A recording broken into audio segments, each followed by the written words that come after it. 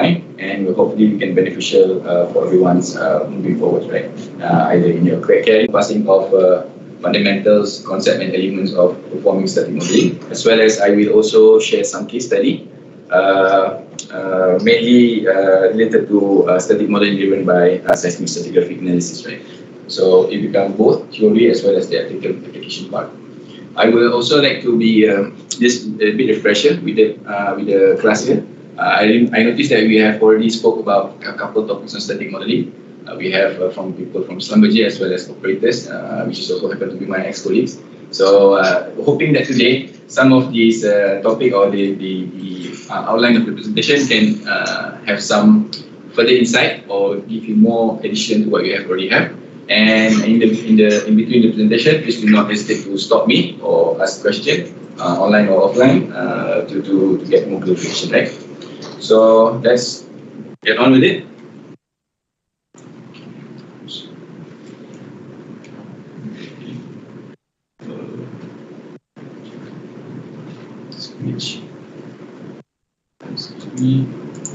Okay, so let's start with the agenda. So I'll start off with the introduction to integrated static model, right? What is the basic concept of elements that we try to incorporate our static model, right? And if we have any workflow and how we actually QC them, right?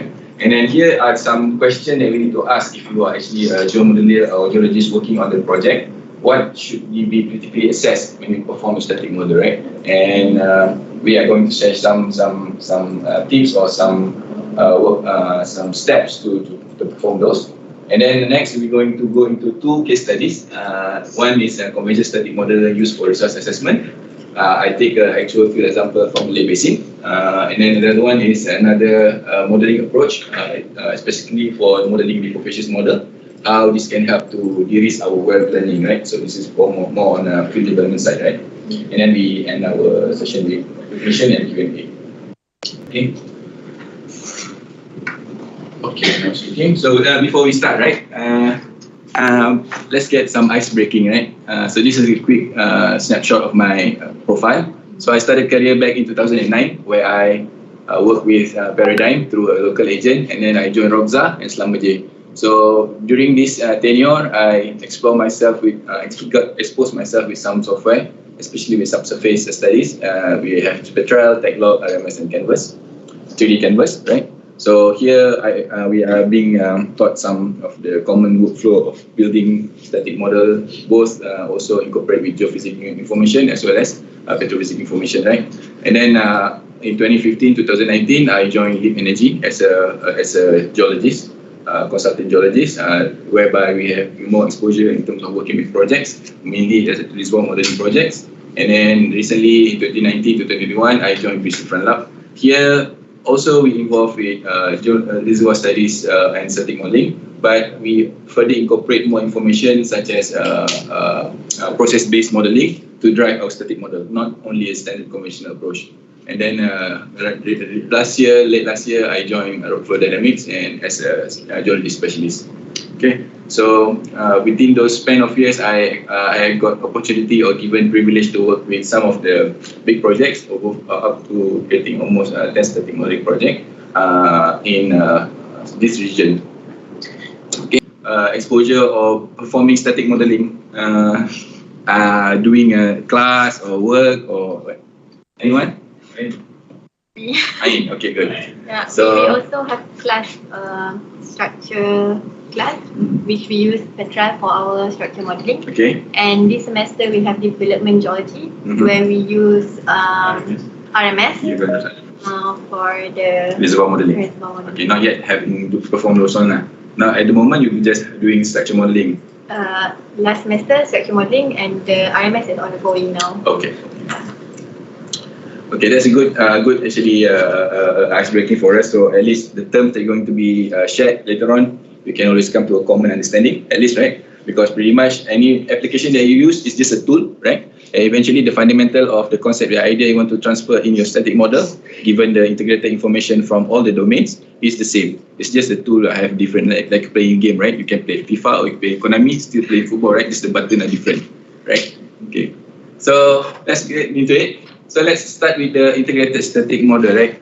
So some of the question. Why do we actually in the first place need a model? What is the objective?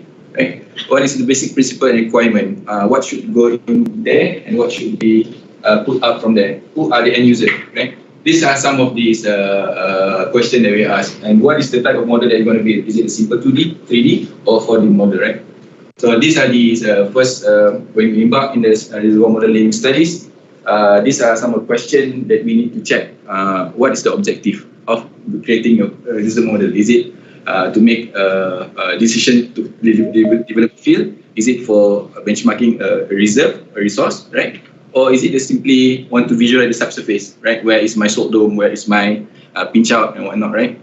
This morning we have a stratigraphic analysis where you want to see all these nice features along the clinoforms and whatnot. So that can, some software can capture that detail as well, right? Depending on what data that you have. So, and then we look at the data requirement, right? Of course, this is integrated static model. When we say integrated, you have many people or many disciplines working together. So you have petrophysics giving us your phase log, giving your net to gross log, net to gross cutoff, your porosity, your saturation height function, your permeability logs, and all this information is required when you populate your properties model, right? And then from geologist perspective, you are working with the geologist that will provide you your deposition model or the type of environment that you're going to build in your model, right? They will pick your reservoir phases. It could be a channel sand, river sands, so whatnot, right? Depend on what environment you are looking at. And they will draw you some paleogeography map. What is paleogeography map? It's just like a boundary map between phases transition. Sometimes we have looking at a regional scale. You want to see where your phases start to change because this later will affect or influence how you're going to populate or distribute your properties in each of those phases there, right? And also, of course, importantly, they also want to pick reservoir tops, reservoir base. And if you are applying a stratigraphic scheme or sequence stratigraphy, they will also require to provide you with your stratigraphic markers, right? And then from geophysicists, the biggest guy, because you know seismic is the largest or the most costly resolution of your field, right? So they will give you, of course, the container, which is the surfaces, depth surfaces, top and base, your faults. If you have a good enough seismic quality, they'll give you seismic attributes, right? It could be a map, it could be a polygon out of a map, it could be a 3D acoustic cube to drive your either lithology or your porosity distribution, right? And then, of course, we don't forget our RE guys, because this is the one they're going to use our model later on. They will give us some PVT data information related to when you want to compute your volume, you need to have BG value or BO volume, BO value, which is we call it formation volume factor, right? So this is all these people. We need to be very kind, work together, and come with to achieve the same goal, right? Which is to build a static model, which is the best representative of our subsurface model, and achieving our project objective, right? And then the model can be data-driven or the concept-driven. What does this mean? So data-driven means that if you are in an early stage of your, data-driven or the concept-driven, right? So concept model-driven is pretty much that when you are in the early stage of your exploration, you have very limited wells, and you only are governed by seismic data. Like for example, a guy look at some field and then without having a hard data, which is your wells, right, penetrating in the main area, so you have everything sparse, right? So how do you connect these three dots together, right? Of course, you can use statistics. Statistics is just a tool to populate those value, right? But on the background of subsurface, what we have, right, is the subsurface geology, which is your deposition environment. So a model, if it's lacking of hard data, or we can link some of the information, we can come up with a deposition conceptual model. So this conceptual model will drive how we build the static model given the data that are available. In some cases where you are in a late life field, right, brown field, you have 40 or 30 years of production data with the wells drilled here and there. We maybe have 200 or 300 wells, right? You can just let the software or the algorithm to populate the static model using the available data, because you are trusting the well itself to propagate your data. So it can be data-driven, right? Or it could be a combination of both. Most of the time, it's a combination of both, because we don't trust both. We wanna leverage those information together. And then the final result is you have your base case model or your most likely model, depending on what you have information with. And then you can also come up with some deterministic model whereby you create extreme low or extreme high model, right? That you're going to give some certain numbers associated to it, right? And you can also then convert your base case model to a probabilistic uncertainty runs, right? So this is a quick fact check that we have to first look at the criteria, and then we start to come up with a work plan, right? How to move on with the static modeling workflow. Okay, so again, looking at before we move on, right? So I said earlier, it's very important to check on the objective. So what listed here, there are some, right? So if you will ask the floor, maybe there are more reasons why you build a static model, right? But for me, as a geologist or geomodeler, normally when you build a static model, you want to compute volume. You might have a new data. You might have a new reprocess seismic, which is better frequency content that you can further highlight the geological boundary, for example. You might have new wells drilled recently. You want to incorporate and update those existing static model, right? Or you have a change of concept overall. Regardless, your facies model is changing, your facies interpretation is changing. You want to make everything fresh, right? So that's pretty much the objective, why you build a model. Other than that, like the earlier ones, I said you go into a exploration field, you previously only compute a volume based on 2D maps. When you compute a volume based on 2D maps, it's just averaging properties entirely, and then you want to include or imprint more details. Then we convert your 2D models into 3D models to have a better understanding of their fluid distribution, reservoir connectivity, and whatnot, right? So that could be another reason.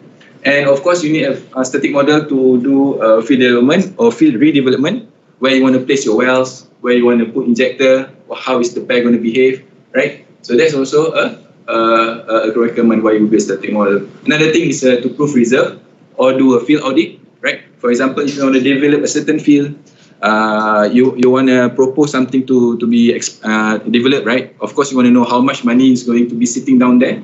And then somebody, before you actually ask the money to develop the field, you have a third party or freelance company to actually check or audit. Is it correct? The number is there. Means that they have independent view of whatever done previously, so that they can audit whether the numbers that you're reporting is correct or not. So that is part of proving the reserve or doing auditing, right? Or we call it CPR, competent person report auditing, right? So that before you decided to develop or put like 100 million to this field, somebody will have to check whether the subsurface model is correct or not, right? Performance studies is really cost maybe less than 1%. Then you perform then the cost that you have to pay to actually deliver the field. So it's okay to make many studies, understand the field better before you actually poke over, right? So that's some of the reason why you want to create a model, right? So again, before you start, check what is the team have the data available, what is the timeline that we have, what are the resources that we have, and what is the final objective. Is it a plan well, just to check volume or what, right? So objective is very important. Okay, so what are the tools to help us in building a static model, right? So geostatistics. So kind of scary, right? When you talk about statistics, right? I also learned last time, in degree time, I flung at this paper. For whatever reason, I don't know, the statistics is what I see now in this modeling, right? But these are the tools, because like I said, we have a very sparse data. We call it hard data from the well, right? And then at the background, you have seismic to help you with the propagation.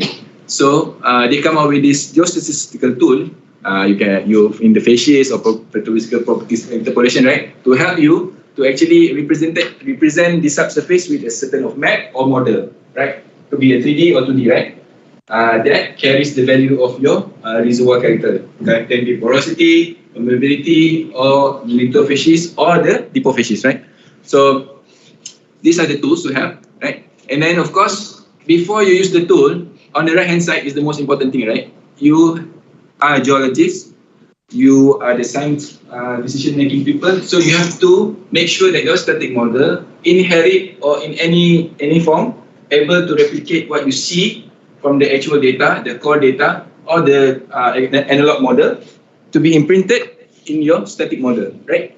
So geostatistics is the tool. It doesn't know facies A, B, or C is correct. You can just click and run, right? But how do you choose between these three? If I have the same data set, I just change the variogram type, and you have different result, right? But which one is more geological to you? Yeah. So that's the question, right? So these are some of the how, what if question that you have to actually critically assess before you actually say this model is the best model to represent my my current studies, right? So of course, like I did also attended your 3 talks previously, right? Some many people when to use this, when to use that, right? There's so many algorithms. So again, which phase are you in? What resources and timeline that you have? Then when you decide what is the best to represent your subsurface, right? Okay. So sorry, I'm need to walk around, right? It's a bit nervous to me. 2 years without facing people. So yeah, please excuse me. Okay. So again, so what is geostatistics? So again, as I said, we have very sparse data. So this is basically how you connect the dots, right? So they call it virogram, right? So what is actually a virogram? Is a measure of similarity or dissimilarity data between your control points, right? The further you are between 2 points, of course, they are more different, right? For example, me and my brother, maybe twins, right? Or maybe my elder sister. The farther we are, maybe we are not same looking, right? A good way to look at it, right, in layman terms, right? For example, if you are going for a holiday in the beach along, maybe say Pulau Pentian, right? You walk along the beach, right? When we say continuity, right? When you walk along the beach, do you notice that along the certain line you see a very maybe brown sand, right, or white sand, and then you slightly going to the left, you see brownish, and then you go slightly to the left, you see some shells, and then if you go inside the water, you start to sit on pebbles, right? So that's basically the anisotropy direction or isotropic direction that we actually try to build inside the model, right? How far or how long is my protein should be continuous, and which direction it should be changing, heterogeneity, right? So this example here shows you a good example. This is like a conceptual model for a shore face environment, right? So if you are in a transition environment, right, you have upper shore face, middle shore face, lower shore face, and offshore, right? So your reservoir quality gets shalier, you get best sand, coarser material, medium, and then fine, and then nothing, right? So you expect at a certain direction, this direction, for example, towards north-northeast, this is my major virogram direction where I expect good continuity. And if I go perpendicular to it, towards inside the basin, right? So that's why I have my more, but I expect changes, right? So I want to see my porosity along the yellow, maybe 25%. And if I go from yellow to red to blue, I expect from 25% to maybe 10%, right? So this is basically what virogram does. It doesn't know the geology, but you yourself have to measure or interpret what environment or what value should it goes into your model, right? So here it gives you some graphs, right? So for example, when you plot virogram is always comes in 3 direction: major, minor, and vertical. So vertical is very easy because it comes from the well. The well data is very closely sampled, very high resolution, so you can get very nice virogram.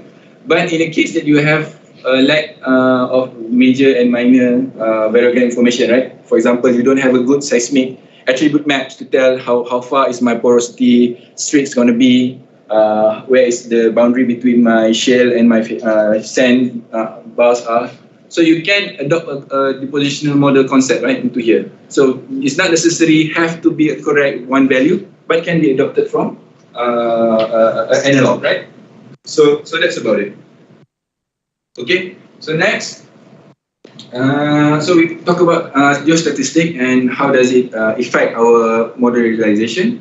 So let's look at the elements. Okay, so for static model elements, I think you already came across this couple of times, right? So to build a static model, you need people from seismic interpretation or geophysics domain to provide you the framework, right? Which is your fault model, your horizon surfaces. Most of the time, need to be depth converted, right, in that domain. So you want to work in that domain directly, so you can tie to the well correctly in the depth domain, right? And then with these two, you build your structure model. From structure model, you build your 3D cellular grids, right? And then you start to look at how you're gonna incorporate your logs, your core data, as well as your markers, right, inside here, right? And if you have a good seismic volume or cube around the area, the geophysicist will give you kind enough an AI cube, for example, could be a lithology or purely a pseudo porosity cube.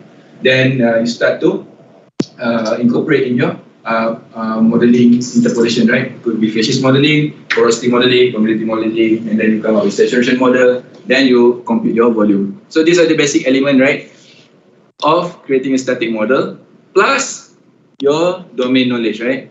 So you have a good geologist, you have a sequence stratigraphy, basin analyst that helps you to drive the outcome of your static model, right? So here again, I'm showing the logs with some core picker up in it. Okay, and then you have some analog, modern analog model to give you some idea how is my channel sinuous, the amplitude, right? What is the width? And then if I have also need to model a levee or crevasse play, I also can get some papers on it. What is the geometry that you will try to model, right? And then if I have a good seismic attributes that delineate my features to be incorporated in my model, I can put it as well. And then finally, whether all this information agrees with our conceptual model, right? So here looks like, for example, I'm modeling a fluvial meandering channel. My logs say I have a coarsening upward and finding outward succession that tells me I have a channel and levee or crevasse, right? And then my attributes somehow show me I can draw some channel polygon. And what about the width? We talk about it later, right? So this information will be translated in your static model, right? So this is not so important. To me, this is more important, right? Your domain knowledge is more important. And then keep coming back to the asset team, right? The study team. What is your geology say? What is your sedimentology say, right? Am I doing this correctly or not? So it's not next, run, correct, run, and send the value. No, it's always back and forth practice, right? Okay. So that's element. Now the workflow, right? So the workflow, it can be many ways. So these are just some general workflow. And also I would like to talk a bit about on dynamic simulation, right? So I know most of us are GNG background, but if you start to build static model, another thing that you also have to think is who is going to be using our static model? Who is the end user, right? Most of the time, if you are doing a field development planning, RE will perform a simulation on it, right? And what we want to do is make sure when RE get our data or model, we do not have any discrepancies, right? Regardless with estimating the porosity, facies distribution, facies connectivity is not right to begin with, right? Some studies are redone and have been performed to actually do a full field review, right? Look back again how the well markers are being performed. Is it connecting to between the wells? How is the facies distribution? How is this overall facial environment is been done before? Because sometimes when you look at the hard data coming from production data, when you put in the dynamic, right, this thing does not jive, right? Because from their perspective, what we are doing is just a geofantasy. We don't have enough data, right? They have the hard data. Sometimes we have to certify them more, right? So always see again, sit with the team, check with all the domain, what the data they have, what is our constraint, what is our maximum constraint, what is minimum constraint, for us to come up with the best subsurface model, right, that satisfies everybody. Okay, not only we need to specify the RE, right? We also have to know the ultimate goal is to compute volume, right? That's where the money is, right? So each of these are element of GRV, net to gross, porosity, saturation, and your LVF, right? So each of these element has a certain criteria, right? For example, GRV. GRV will be coming from your structural model as well as the grid, right? And also your